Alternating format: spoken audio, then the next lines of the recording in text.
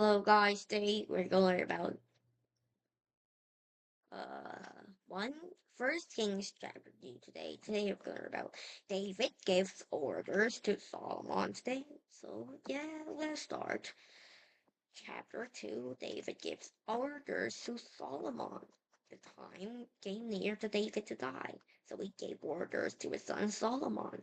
He said, I'm about to die, just as everyone else on earth does. So be strong. Show how brave you are. Do everything the Lord your God requires. Live the way He wants you to. Obey His orders and commands. Keep His laws and rules. Do everything written in the law of Moses. Then you will have success in everything you do. You will succeed everywhere you go. The Lord will keep the promise He made to me.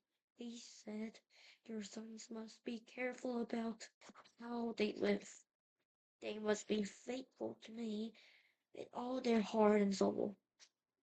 Then you will always have a son from your family line to sit on the throne of Israel. You yourself know what Joab, the son of Zeruiah, did to me. You know that he killed Abner, the son of Ner, and Amasa, the son of Jether. They are the two commanders of Israel's armies. He killed them in a time of peace. It wasn't a time of war. Joab spilled the blood of Abner and Amasa. With that blood he stained the belt around his waist. He also stained the sandals on his feet. You are wise, so I leave him in your hands. Just don't let him live to become an old man. Don't let him die peacefully. But be kind to the sons of Barzillai from Gilead. Provide what they need. They were faithful to me when I had run away from your brother Absalom. Don't forget that Shimei, the son of Terah, is still around. He's from Bahrain in the territory of Benjamin. Shimei cursed me bitterly. He did it on the day I went to Mahanaim. Later he came down to welcome me at the Jordan River.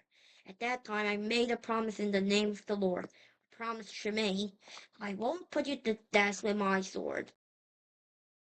But now I want you to sink him as guilty. You are wise. You know what to do to him. Don't let him to live. Become an old man. Put him to death. It's like, yeah. Hands up. If you just throw your weapon away and surrender. Okay. You're going to let me live when it's like just if you let me survive when I put my gun away. Yes, but will my gun let you live? It's just like that. David said he will he won't kill Shimei, but his son will kill him.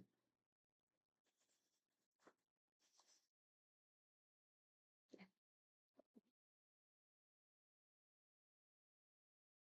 Never mind. Let's don't talk about that. David joined the members of his family who had already died.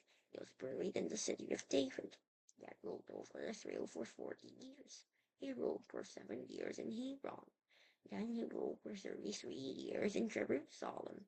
So Solomon sat on the throne of his father David. His position as king was made secure. Solomon's kingdom is made secure. Adonijah was the son of David's wife Haggis. He went to Bathsheba. She was Solomon's mother. She asked Adonijah, have you come in peace? He answered, yes, I've come in peace, he continued. I want you to ask something. Go ahead, she replied. He said, as you know, the kingdom belonged to me. The whole nation of Israel thought of me as their king. But now things have changed. The kingdom belongs to my brother. The Lord has given it to him. But I have a favor to ask you. Yeah, ask of you. Don't say no to me. Oh, go ahead, she said. So he continued, please ask King Solomon for a favor. Please don't say he won't say no to you. Ask him to give me Abishag from Shunem to be my wife. All right, Bathsheba replied. I'll speak to the king for you. So Bathsheba went to King Solomon. She went to him to speak for Adonijah. The king stood up to greet her. He bowed down to her. He sat down on his throne. He had a throne brought for his mother. She sat down at his right side. I have one small favor to ask of you, she said. Don't say no to me, the king replied. Uh, oh, yeah, Mom, go ahead and ask. I won't say no to you. She said, let your brother Adonijah marry Abishag the Shunammite. King Solomon answered his mother, why are you asking me to give Abishag the Shunammite to Adonijah? You might as well ask me to give him the whole kingdom. After all, he's my older brother, and he doesn't want the kingdom only for himself. He also wants it for Abiathar, a priest, and for Joab, the son of Jeruiah. Then King Solomon made a promise. In the name of the Lord, he said, Adonijah will pay with his life because of what he has asked for. If he doesn't, may God punish me greatly. The Lord has made my position as king secure. I'm sitting on the throne of my father David. The Lord has built a royal house for me, just as he promised. You can be sure that the Lord lives, and you can be just as secure that Adonijah will be put to death today. So King Solomon gave the order to Benaiah, son of Jehoiada. Benaiah struck down Adonijah, and he died. I didn't mention him, but everyone, like most of the guys that were bad to David, bad to God and David, yeah, all died.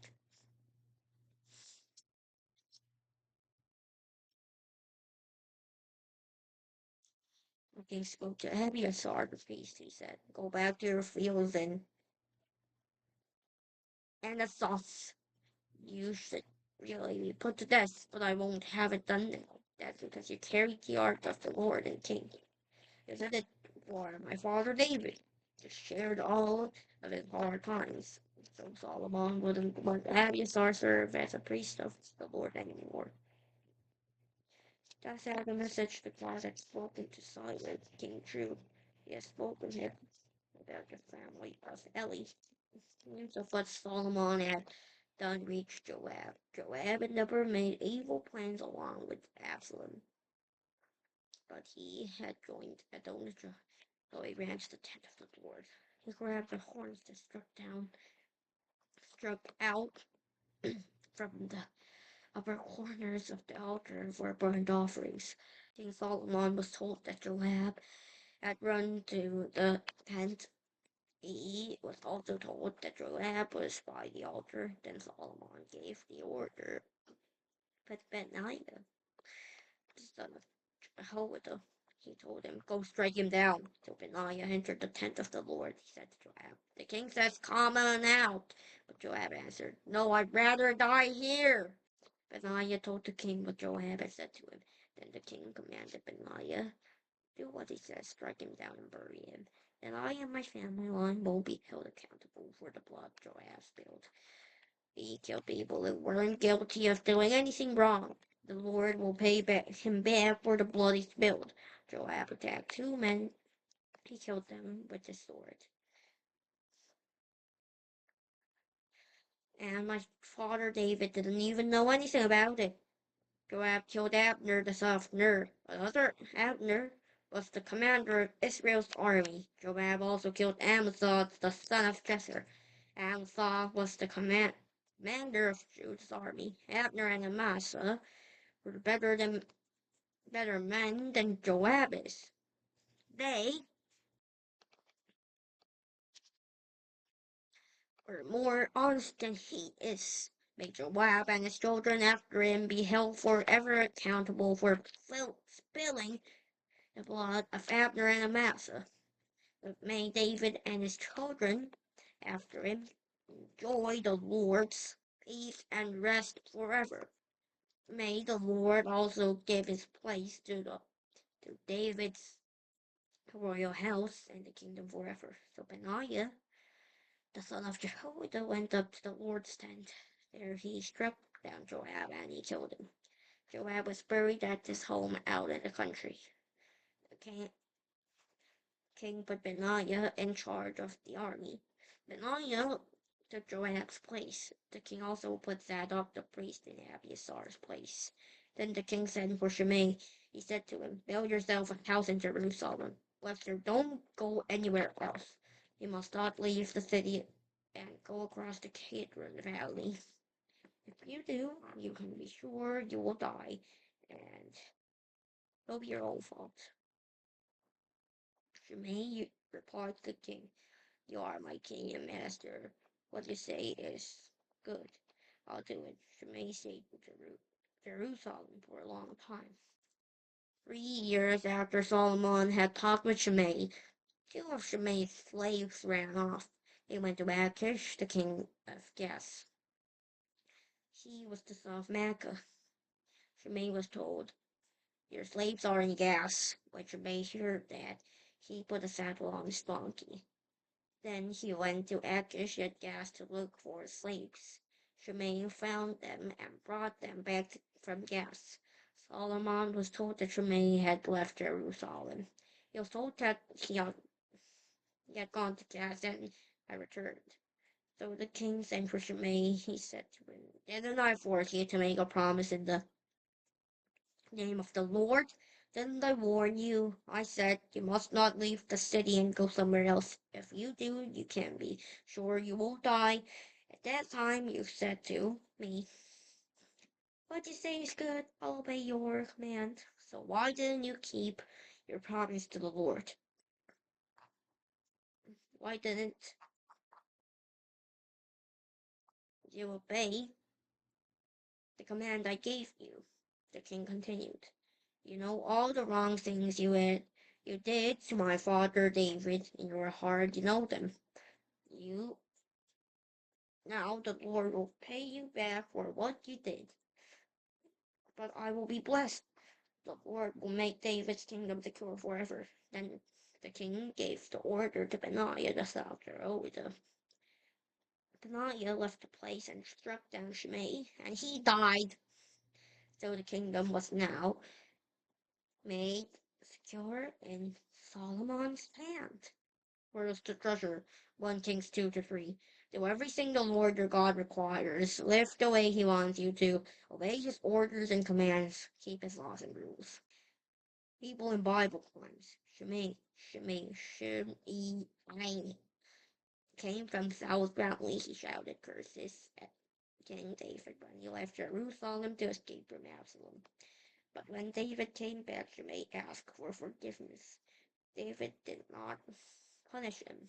The new king, King Solomon, told Shimei to stay in the city. He could never leave it, but Shimei disobeyed his order, and so he was killed.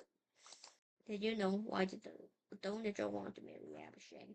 Abishag was a woman who had taken care of King David. She was special to the king. The man who married her might be the king of Israel someday. Adonijah showed that he wanted to be king instead of its brother Solomon. Nothing to remember. Live it. David grew old. He gave his son Solomon some orders. He wanted Solomon to remember some really important things. David told him to be strong. He told him to obey everything that God commanded. These orders came with a promise. Read 1 Kings chapter 2, 1-4. Can you find what the promise was? That promise was?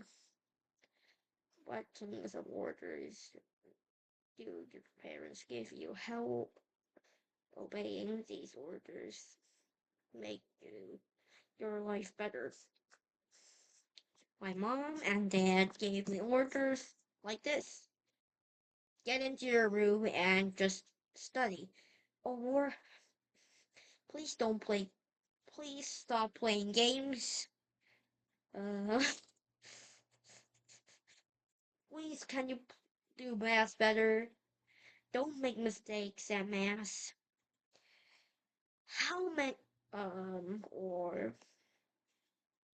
yeah, it's like half is about like stop playing games. So half is stop playing games, and half is why do you always make small mistakes in your math class?